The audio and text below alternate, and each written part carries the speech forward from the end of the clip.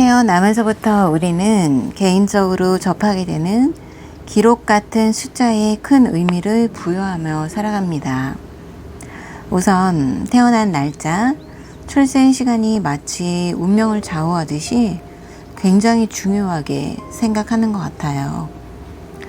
사실 언제 태어나도 우리는 모두 귀한 존재인데 데이터 기반으로 좋다고 나와 있는 그날, 그 시간에 맞춰 출산하는 경우도 종종 봅니다.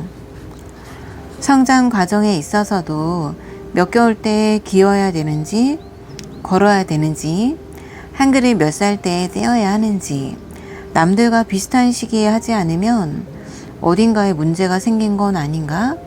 걱정까지 이어지게 되는 것 같아요.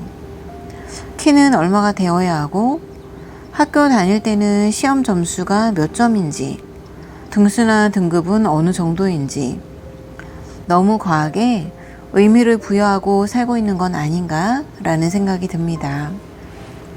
여러분은 어떻게 생각하시나요?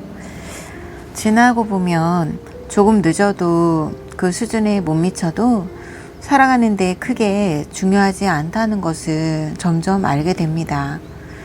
모두가 서로 다른 여러 조건을 가지고 다른 인생으로 태어나지만 우린 마치 비슷하지 않으면 불안감을 느끼고 남들보다 뒤처지면 잘 못 살아가는 것처럼 걱정하기 시작하지요.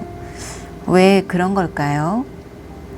저는 바쁜 와중에 시간을 내서 책도 읽고 너무 좋았던 부분을 나누고 싶어서 영상을 만들고 올리게 되었는데요. 얼마 하지도 않고 좌절감과 기대로 인한 실망감으로 만족감이 떨어졌어요. 이제 겨우 유치원 때 자음과 모음을 배웠는데 책을 혼자 읽고 있는 언니 오빠들을 보고 갑자기 한글 배우는 게 재미가 없어진 거죠. 내 자신에게 실망했죠. 첫 영상 올리고 구독자가 3명, 7명, 33명 계속해서 늘어나는 게 너무 신기하고 감사했어요.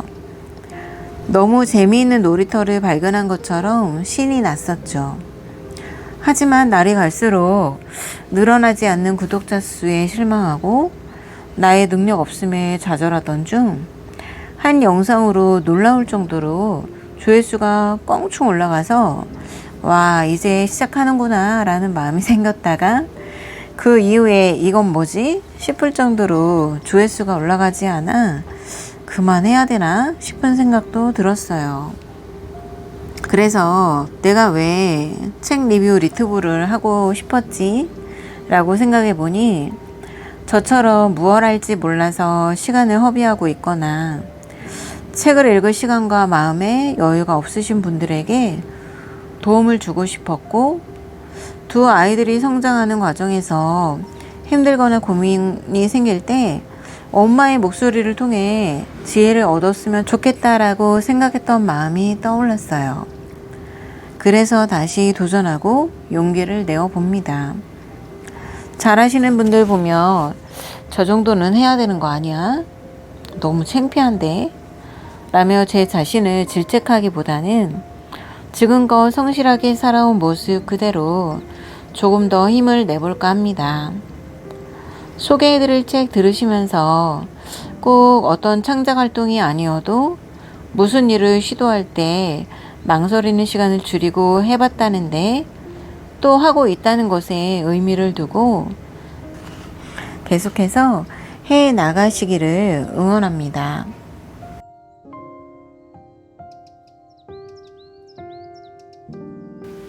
숫자로 셀 수 있는 모든 것이 중요하지 않으며 중요한 모든 것을 숫자로 셀 수 있지도 않다. 돈이 아니더라도 숫자가 창작 행위의 가치를 변질시키는 경우는 얼마든지 있다. 작품을 디지털화하여 인터넷에 올리는 행위는 그 작품이 인터넷 세계 측정법 안에서 숫자로 평가받게 되는 결과를 낳는다. 예를 들어 웹사이트 방문 수, 좋아요 수, 공유 수, 리트윗 수, 팔로우 수 등등처럼 말이다. 돈에 대한 집착과 별반 다르지 않게 우리는 인터넷상 숫자에 아주 쉽게 흔들린다. 당신에게도 그 숫자에 따라 다음 작업의 방향을 결정해야 한다는 유혹이 시도 때도 없이 찾아올 것이다. 그 숫자라는 것이 얼마나 얄팍한지 미처 깨닫지 못했다면 말이다. 아마존 판매 순위에는 내 책을 2번 읽은 사람도 있다든지 그 책이 너무나 감명 깊었던 나머지 친구에게도 빌려주었다든지 하는 정보들은 하나도 담겨 있지 않다. 인스타그램의 좋아요 수는 내가 만든 이미지가 누군가의 머릿속에 각인되어 한 달 동안이나 계속 떠올랐다는 사실을 알려주지 않는다. 스트리밍 방송 시청자 수는 실제 사람이 찾아와 오프라인 공연을 감상하는 경우와 완전히 다르다.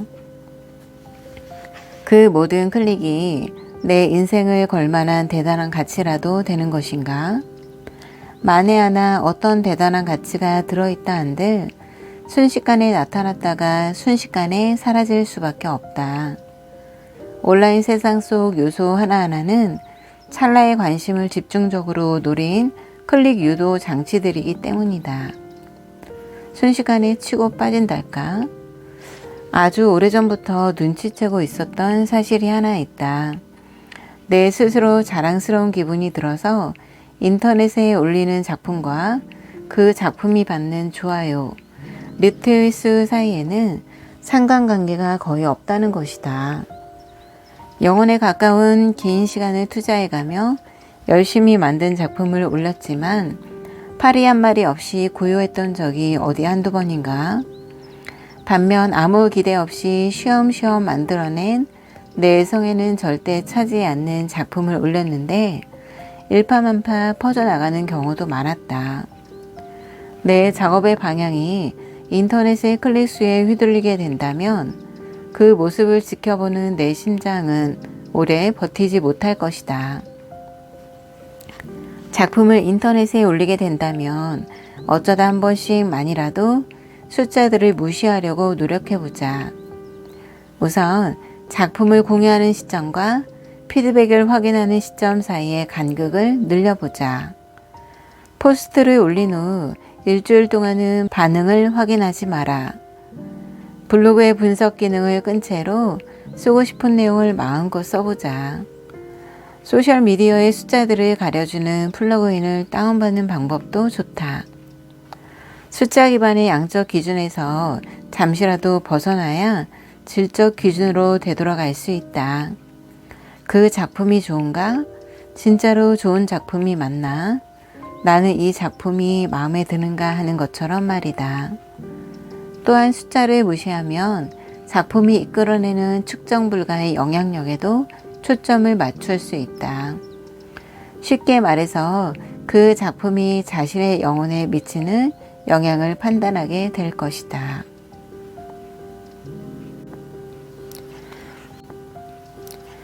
몇 년 전이었다. 나는 아침에 일어나면 의뢰 스마트폰부터 찾아 뉴스 헤드라인들을 쭉 훑어보곤 했다. 세상은 어김없이 어제보다 더 멍청하고 각박했다. 한편 그림을 그리고 글을 쓰기 시작한 지 벌써 10년이 넘었는데도 작업은 늘 어려웠다. 그렇게 오래 작업했으면 조금은 쉬어져야 하는 것 아닌가? 상황이 나아지기 시작한 건 그 언제가 되더라도 쉬어질 리가 없다는 사실을 받아들였을 때부터였다. 인생은 짧고 예술은 길다. 작업에 지칠 대로 지친 사람, 작업을 막 시작한 사람, 새롭게 다시 시작하는 사람, 이미 큰 성공을 거둔 사람, 이 중 어떤 상황이든 결국은 스스로에게 이런 질문을 던지게 된다. 어떻게 해야 계속 이어나갈 수 있을까? 수많은 예술가를 위해 쓴 책이긴 하지만 의미 있는 무언가를 만들어내면서 그 삶을 계속 이어나가고 싶은 사람이라면 누구에게나 도움이 되리라 믿는다. 당신이 사업가이든 교사이든 학생이든 심지어 은퇴를 했든 말이다. 이 책에는 남들에게서 훔쳐온 내용도 많이 실렸다. 부디 당신이 그 속에서 귀중한 무언가를 발견하고 훔쳐갈 수 있길 바란다. 물론 이 책의 내용을 무슨 일이 있어도 지키라는 소리는 아니다. 삶은 예술이지 과학이 아니다. 개개인의 상황이 모두 다를 테니 자신에게 필요한 부분은 가져가고 필요 없는 부분은 그냥 버리면 된다. 꾸준히 스스로를 돌보면서 당신이 하고 있는 일을 이어나가라. 나도 그렇게 할 것이다.